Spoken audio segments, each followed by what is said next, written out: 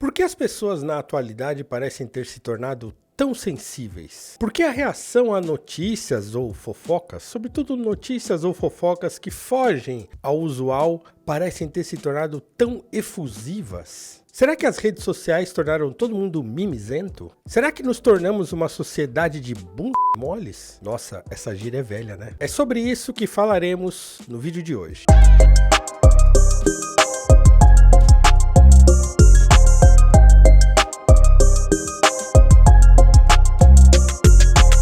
Antigamente, as nossas opiniões ficavam circunscritas no nosso círculo íntimo, né? Então, a nossa família, os nossos amigos. O ser humano sempre foi um ser opinativo, né? Óbvio, nós somos seres comunicativos, racionais, às vezes nem tanto. Mas nós gostamos de emitir opiniões sobre tudo. Mas essas opiniões, elas ficavam no nosso cerco de influência mínima que nós tínhamos, que eram as pessoas com quem nós convivíamos, com quem nós trabalhávamos, com quem nós estudávamos, pessoas reais, pessoas de carne e osso, que eu via, que eu encontrava. E essa proximidade, inclusive, fazia com que eu até nós refreássemos os nossos ímpetos por querer parecer exagerado, querer chamar muito a atenção. Então, de repente, você tá lá numa roda de amigos, tomando um chopp num bar, de repente você vai comentar uma notícia e você, porque aquilo é tal coisa, tal coisa.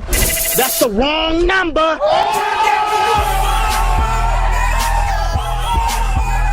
Não era muito difícil você receber vai, cala a boca, tá falando besteira. Então, quando você tá entre as pessoas que você conhece e que te conhecem e que conhecem os seus defeitos e que sabem a capacidade que você tem de também cometer erros e tal, então tudo isso fica muito mais equilibrado, porque as pessoas que são próximas a você, elas sabem refrear os seus impulsos e também sabem refrear os próprios impulsos. Então, todo o clima opinativo entre pessoas de carne e osso que se conhecem, que convivem e que estão ali, uma avaliando e tirando sarro das outras, né, muitas vezes, era uma coisa absolutamente normal. Era normal você dar uma opinião, você receber um contra-argumento ali na hora, e você ter que responder aquele contra-argumento na hora, e você gerar um debate pessoalmente, que cada um vai dar a sua opinião, por mais que às vezes a gente tente parecer que é o dono da verdade em algumas circunstâncias. Tudo isso é equilibrado pela presença, pelo interlocutor, pelas pessoas que estão ali com você naquele momento, né, e que às vezes participam da discussão, e que às vezes tornam essa discussão pé no chão, como a gente dizia antigamente, né? Então, quer dizer, pé no chão, né? Não precisa aqui parecer que você tá fazendo uma grande declaração. Não, você só tá aqui discutindo entre amigos, né? Ou à mesa com a sua família, num almoço lá com a sua família, a sua esposa, os seus filhos, o seu pai, a sua mãe, sei lá. Então, você tá sentado à mesa conversando e às vezes até podiam sair discussões, né? Discussões com pessoas reais é muito diferente de discussões como nós vemos atualmente na internet. Então, todas essas coisas, elas eram, como eu disse anteriormente, eram circunscritas ou estavam cercadas da presença real de pessoas reais, com opiniões reais, pessoas com rosto, pessoas com personalidade, pessoas que têm nome, pessoas conhecidas, pessoas que você muitas vezes ama, gosta e convive há muito tempo, pessoas que te conhecem. Então isso dá uma dimensão bastante confortável, digamos assim, para as discussões, né? Então as discussões estão no ambiente daquilo que é normal, daquilo que as pessoas reais consideram normal e que de fato são normais da convivência em sociedade. Mas as redes sociais vieram para mudar completamente esse jogo. As redes sociais trabalham com aquilo que se convencionou chamar, né, se tornou um conceito aí para quem analisa e trabalha com redes sociais, de economia da atenção. Então as empresas trabalham, né, sabem que as pessoas ficam nas redes sociais, elas consomem ali as redes sociais e elas são também, de outro modo, consumidas pelas redes sociais, né? Como diz aí o ditado já desse mundo, né? Você é o produto nas redes sociais, né? Você é vendido, a sua atenção é vendida para as empresas de mídia, para aquelas empresas que desejam, né, te vender produtos, que desejam fazer comércio, fazer o tal do e-commerce, né? Então a internet trabalha com isso, com a economia da atenção. Quanto mais tempo você fica ali, mais você pode ser utilizado pelas empresas de rede social para venderem essa atenção para as empresas que desejam fazer comércio nas redes. Mas isso não é só feito das empresas para conosco e para com as empresas contratantes de mídia e de comercial nas redes sociais. Isso também é feito entre nós, entre as pessoas. Por quê? Porque existe toda uma lógica nas redes sociais de inscritos ou seguidores, de likes, de comentários, de compartilhamentos. Tudo isso faz parte do universo das redes sociais e cada um dos usuários que está lá, né, quer ser visto.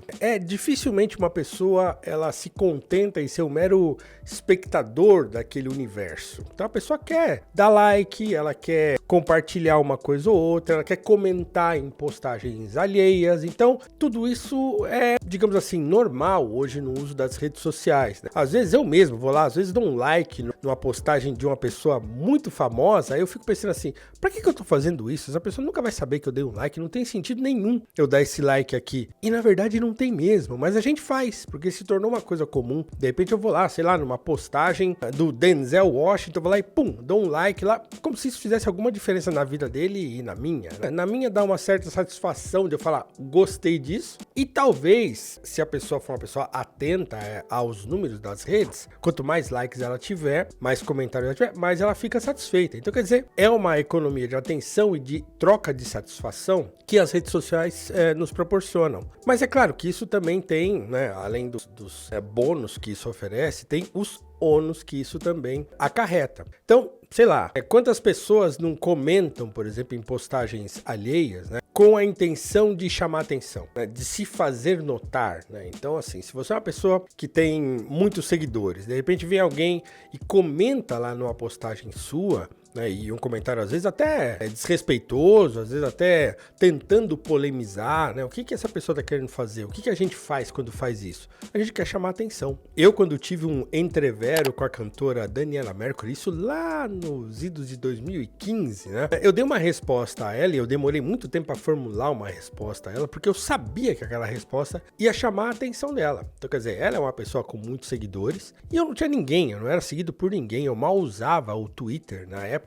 Mas eu fiquei pensando assim, um tempo, eu falei, vou ter que dar uma resposta aqui que vai chamar a atenção. Então as pessoas muitas vezes fazem isso, a gente faz isso muitas vezes, sobretudo se a pessoa é uma celebridade, uma pessoa que tem muitos seguidores, é óbvio que você quer comentar lá, e você quer que a pessoa leia, e você quer que ela te responda, né? Então isso é economia da atenção, né? Isso faz parte desse jogo que existe na internet, de você ter vontade de ser visto, de ser notado, de você ter mais seguidores, de você ter like ali no seu comentário, na sua postagem, tudo isso faz parte desse game aí que se chama redes sociais. Tem até um exemplo, né? Esse é um exemplo um exemplo anterior, ou muito anterior às redes sociais, né? E é um exemplo filosófico, digamos assim, que é do filósofo Eric. O Eric Voegelin foi um grande filósofo teuto-americano, né? Ele nasceu na Alemanha, na Áustria, se eu não estou enganado, e aí ele foi para os Estados Unidos e aí se radicou lá, fugido dos nazistas e tudo. E o Eric Voegelin, ele foi um aluno de Hans Kelsen. Hans Kelsen foi, né, o formulador da teoria pura do direito, né, foi o formulador, aquele que escreveu a primeira Constituição da Áustria, né? Então era um homem muito famoso, muito conhecido já, na época em que o Voegelin foi o seu aluno. O problema é que o Eric Voegelin depois se tornou um grande filósofo e ele foi polemizar com o Hans Kelsen, porque o Hans Kelsen ele foi aquele que formulou aquilo que se chama hoje de direito positivo, né? Então é aquela questão de você formular as leis a partir de conceitos. E o Eric Voegelin, ele se tornou um defensor do direito natural, daquela ideia de que as leis devem partir da própria necessidade da sociedade e não o contrário. É isso que acontece nessa polêmica aí, que eu não vou me aprofundar aqui, né, entre direito positivo e direito natural. Então, quando o Eric Voegelin começa a publicar, sobretudo quando ele publicou um livro famoso dele chamado A Nova Ciência da Política, o Hans Kelsen ficou muito irritado com aquilo, com as críticas que o Voegelin faz, às vezes parecendo veladas ao próprio Kelsen, e ele fica muito irritado com aquilo e ele tenta responder ao Eric Voegelin. Depois eles polemizam por um tempo, mas nessa primeira intenção do Kelsen responder ao Eric Voegelin, o Voegelin fica sabendo disso, e aí ele diz, né, isso conta aí a fofoca filosófica,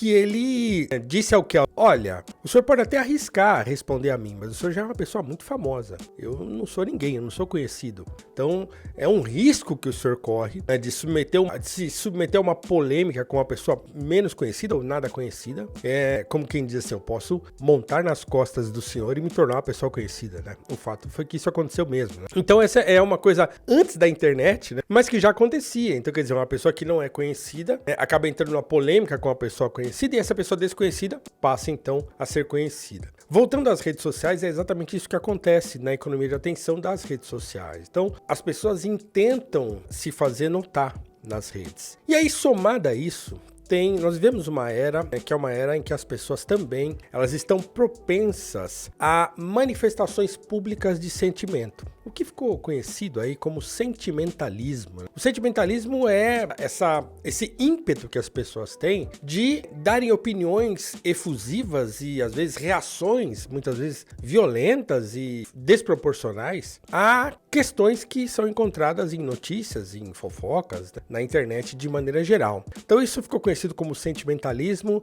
e o sentimentalismo se tornou também um conceito.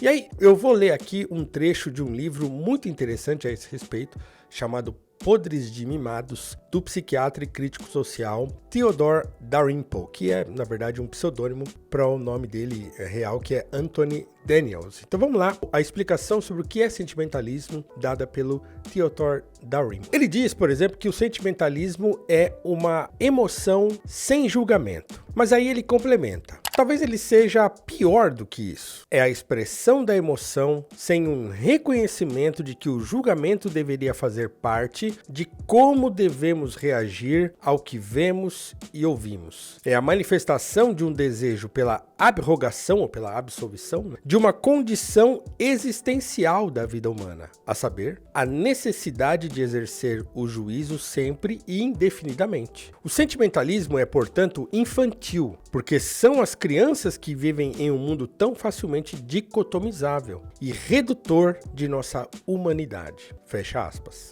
Veja, esse livro do Theodore Dalrymple foi publicado em inglês, ele é britânico, né? Ele é inglês, foi publicado em 2010, então antes do surgimento dessas redes sociais aí de resposta mais instantânea, assim como o Twitter, como também o Instagram, então tudo isso veio depois. Nessa época ele já estava falando sobre esse assunto, porque esse assunto o sentimentalismo já era uma coisa notória na sociedade. Ele usa como exemplo o sequestro ou desaparecimento daquela menina Madeleine McCann, que é uma menina que desapareceu, né? É uma garota inglesa que desaparece em Portugal, nunca mais é encontrada, né? E toda a comoção que o caso Madeleine criou nas pessoas, as pessoas começaram a fazer camisetas, e aí fazer uma espécie de culto à menina desaparecida e tal. Então, o Dalrymple dá esse e outros exemplos de situações em que as pessoas elas passam a manifestar o seu sentimento como uma sinalização de virtude, né? Então, quer dizer, a expressão pública do sentimento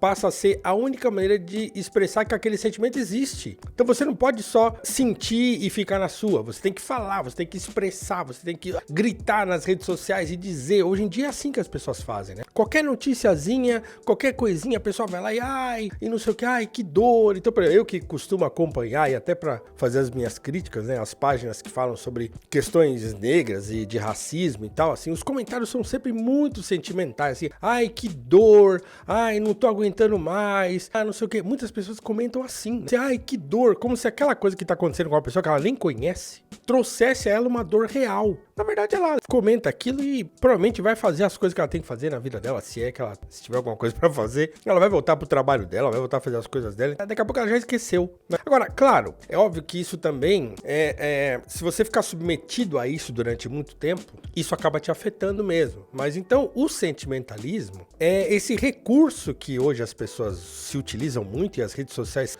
são muito propícias a esse tipo de manifestação, né? Em que a pessoa manifesta o seu sentimento sem qualquer julgamento. Ela não pensa para manifestar o seu sentimento, ela nem sequer busca compreender aquilo que está acontecendo de fato. A única coisa que ela quer é dizer se ela está muito tocada por aquilo, se ela está muito triste com aquilo, se aquilo a afetou profundamente ou não. Então ela vai lá e comenta. E aí, óbvio que o sentimentalismo é uma coisa, como diz o próprio Dalrymple, ele é tóxico, né? Ele é contagiante, ele é mimético, para usar um termo aqui do René Girard. Então, ele é mimético, isso vai contagiando as outras pessoas. E aí quando você vê, tem aqueles centenas, se não milhares de comentários, todos nesse tom sentimentalista dentro de uma notícia que as pessoas se querem entender. Às vezes é uma chamada ali, às vezes, sei lá, se é no Instagram, no Twitter, tem lá uma chamada, às vezes tem um link. São pouquíssimas as pessoas que clicam mesmo nesses links para ler a notícia toda, tal. Elas leem a chamada e vão lá e já saem expressando o seu sentimento. Agora, há um terceiro elemento, assim, que, digamos assim, que orienta ou meio que dá sustentação ao sentimentalismo, que é aquilo que eu convencionei chamar, né, até já escrevi a esse respeito, de ideologias do ressentimento. O que são as ideologias do ressentimento? São aquele tipo de teorias que surgem aí nas redes sociais, às vezes surgem mesmo nas ciências sociais mesmo, depois vão parar nas redes e tudo, em que a lógica das relações de poder e das lutas de classe, essas coisas que o progressismo gosta tanto, a esquerda gosta tanto, essas coisas sempre são colocadas à frente de qualquer outro tipo de análise. Então tudo parte do princípio de que estamos lidando com questões entre opressores e oprimidos. E aí as ideologias do ressentimento são esses tipos de teorias ou ideologias propriamente ditas que fomentam em nós o ressentimento. Fomentam em nós, digamos assim, o desejo de cancelar a pessoa que está fazendo isso ou aquilo, dizendo isso ou aquilo, ou que seja o alvo dessas teorias ou dessas ideologias. Então, as ideologias do ressentimento, elas vão causando também nas redes sociais todo um frisson, toda uma ideia de que aquilo que está acontecendo ou aquilo que está sendo proposto por uma ideologia do ressentimento ou baseado numa ideologia do ressentimento, aquilo deve ser tratado como verdade absoluta.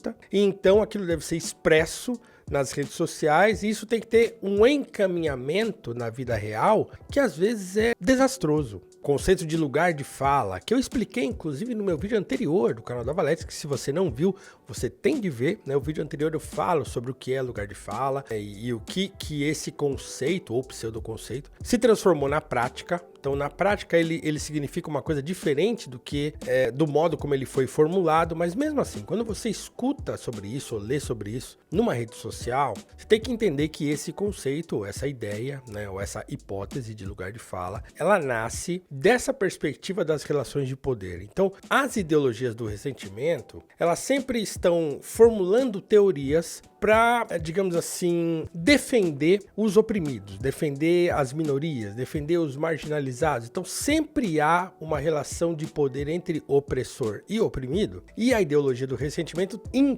tem a intenção de defender essa pessoa que é vítima de opressão. É o negro, é a mulher, etc e tal, é a comunidade LGBT, né? Então sempre há a intenção de fazer uma defesa das minorias diante dessas ideologias do ressentimento, porque elas tratam, obviamente, de supostos sistemas de opressão. Óbvio que isso também vai parar nas redes sociais e óbvio que isso também suscita os comentários nas redes sociais. E também é óbvio que esses comentários, eles raramente são baseados em fatos. As pessoas estão ali expressando os seus sentimentos, reagindo, né? E as redes sociais são pródigas em fomentar reações e reações sem pensar muito, sem muita reflexão. Então as pessoas estão ali discutindo meramente por darem a sua opinião, uma opinião que pode ser baseada em absolutamente nada. E também, né, dentro da ideia de economia de atenção, as redes sociais ficam fomentando isso, ficam fomentando essas discussões baseadas muitas vezes em nada,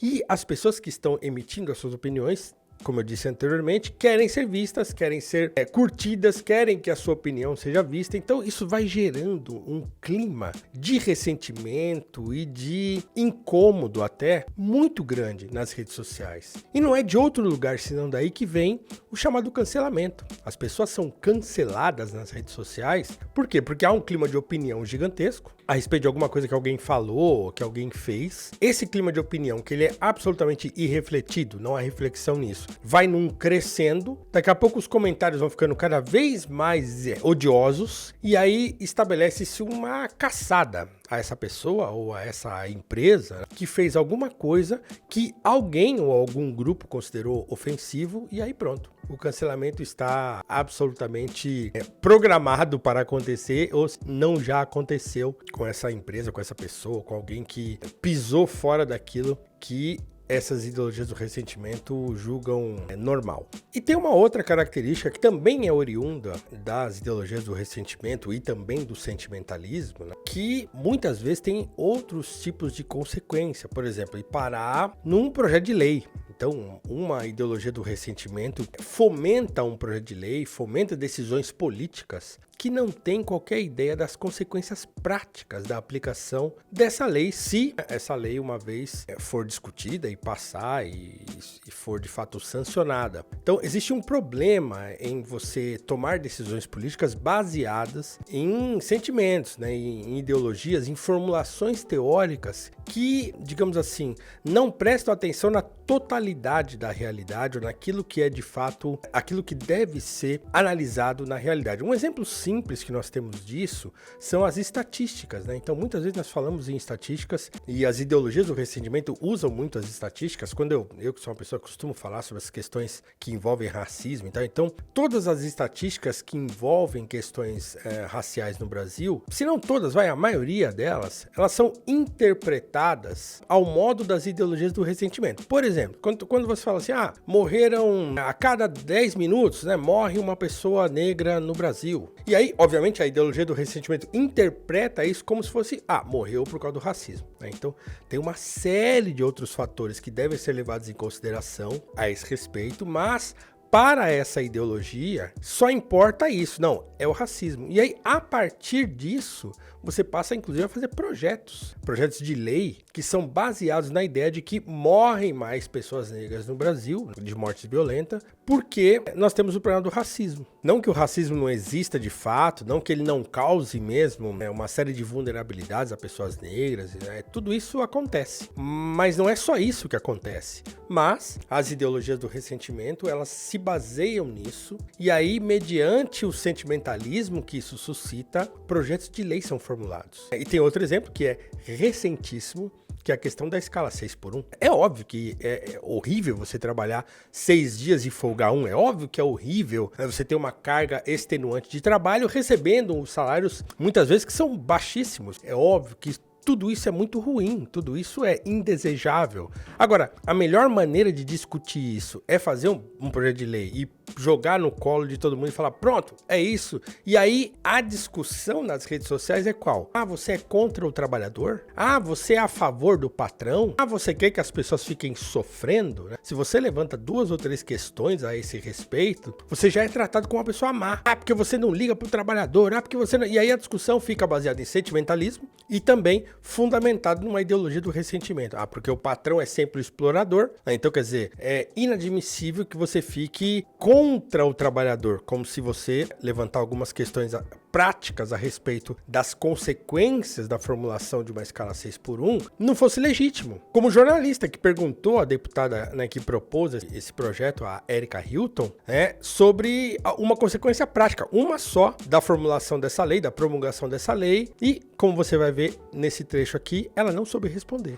A senhora tem um estudo sobre viabilidade, quanto isso custaria o encarecimento de medicamentos? Porque, de fato, se tem que colocar mais pessoas para trabalhar e manter aquela farmácia aberta, isso tem um custo. Eu queria saber da senhora qual foi o estudo feito para a apresentação desse projeto. Camarote, nós não temos um estudo tão específico como esse, dando respostas a essas questões. Então veja, essa é uma questão prática, uma questão que envolve medicamento, né, que é um item de primeira necessidade das pessoas. Então você falar, nós não temos um estudo sobre isso, enquanto toda uma discussão já foi criada, enquanto as pessoas estão se matando nas redes sociais, né, discutindo esse assunto, você percebe que os proponentes da lei, nem sequer eles pensaram direito no assunto, nas consequências desse assunto. Isso não significa que não deve ser discutido, isso não significa que não há um problema de fato acontecendo em relação a essa escala extenuante de trabalho, mas isso também não significa que isso deve ser discutido só baseado no sentimento das pessoas.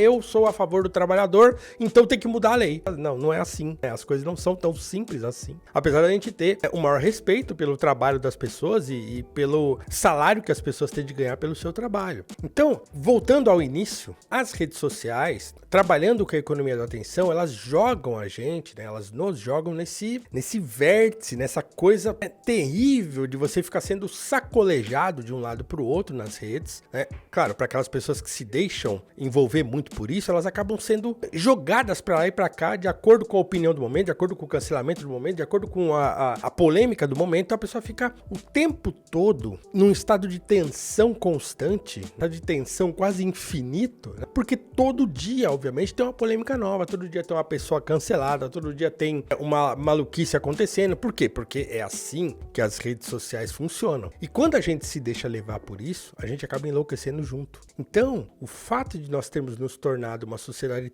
tão sentimental, uma sociedade tão propícia a cancelamentos, tão propícia a julgamentos de ordem moral, sem nenhuma reflexão a respeito das coisas, né? É um sinal desse adoecimento, digamos, espiritual provocado pelas redes sociais. Então fica aqui a minha dica para você que me assiste: tome cuidado com isso, não se torne aí um mimizento, uma pessoa que quer reclamar de tudo, que adora ficar nas redes sociais ali comentando e falando sobre tudo e querendo dar sua opinião sobre tudo. Tome cuidado com isso, porque você pode acabar adoecendo e isso fará muito mal, não só você, mas a sua família e também as pessoas que você gosta e que você conhece. Então, deixa aqui seu comentário, diz se você concorda, se você discorda, se você acha mesmo que isso tudo é uma grande verdade ou se isso tudo é uma grande besteira. E a gente se vê no próximo vídeo.